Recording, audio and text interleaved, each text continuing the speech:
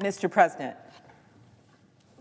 Senator from Minnesota. Mr. President, I want to thank the senator from Washington for incredible leadership of the Commerce Committee and focusing on the issues that matter to businesses, something the presiding officer, as the former governor of Colorado and someone who knows a little bit about business, understands as well, that we have to fix these supply chain issues and we have to actually take up the torch. We've gotten through the worst of this pandemic.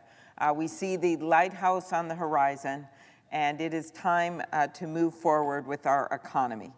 And instead of just diagnosing the problem, we actually have to do some things to fix it. And on that list, for my own state, I'd say number one is workforce and getting people into the jobs that we have available. Number two, something Senator Cantwell has made so clear is semiconductors and all of the things we should be making in America. Number three is infrastructure. We're so proud of the bipartisan infrastructure bill that we worked so hard on and the money going to improve our ports, including the port in Duluth, the busiest port on Lake Superior. And then finally, something I'm going to address today, the Ocean Shipping and Reform Act. A bipartisan bill that I lead with Senator Thune, unanimously passed the Commerce Committee yesterday, and I want to thank Senator Cantwell and Wicker for their leadership and help on the bill. Senator Thune and I are both in the middle of the country. In fact, we're neighbors in Minnesota and South Dakota, and we know that American farmers feed the world and consumers and businesses look to them for in-demand ag goods from soybeans to corn to dairy to poultry to pork to beef, to name just a few. We also have tons of small and big manufacturers in the middle of the country. And it's not just Minnesota or Colorado or South Dakota that's been seeing the delays in shipping. It's everywhere in this nation. The past 2 years have highlighted significant supply chain disruptions and vulnerabilities for U.S. exporters, including many families across my home state. U.S. companies have only been able to ship 60% of their orders because they can't access shipping containers during certain parts of this pandemic. At the same time, ocean carriers, almost all foreign-owned, Mr. President, have reported record profits. It's estimated that the mostly foreign container shipping industry made a record $190 billion in profits in 2021, a seven-fold increase from the previous year. Their financial performance certainly isn't the result of improved performance given how many things we have not been able to ship out. No, they're fleecing consumers and exporters because they know they can get away with it. And this is all while exporters and consumers are paying the price literally for the supply chain disruptions caused by their unreliable service.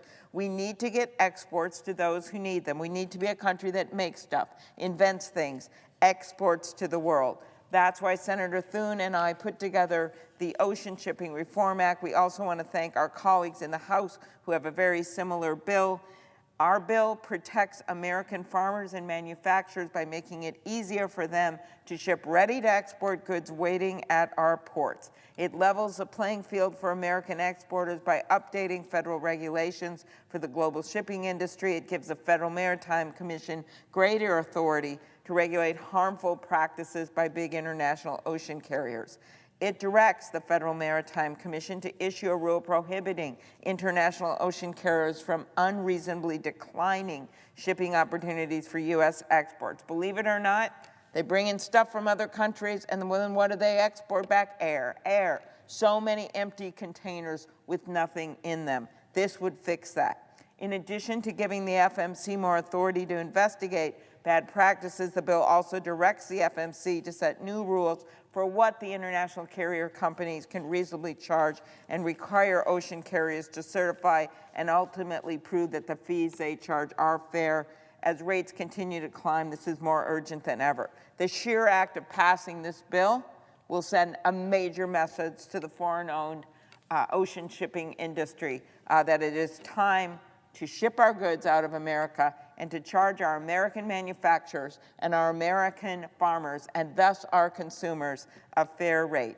I want to again thank Chairman Cantwell and Ranking Member Wicker for holding a compelling hearing on this bill, all members of the Commerce Committee for passing it through. And Senator Thune and I have a bipartisan group of 27 co-sponsors: Baldwin, Hoeven, Stabenow, Marshall, Peters, Moran, Blumenthal, Young, Kelly, Crapo, Tina Smith, Marsha Blackburn, Cory Booker, Joni Ernst, Cortez Masto, Braun, Warnock, Risch, Bennett, Kramer, Wyden, Blunt, Van Hollen, Bozeman, Fisher, Padilla, and yes, the presiding officer, Senator Hickenlooper. We're excited about the bill, and I'm going to end my remarks a little quickly because I know Senator Coons has some very important remarks himself about a fantastic staff member. So with that, thank you, Senator Hickenlooper. Thank you, the presiding officer. I yield.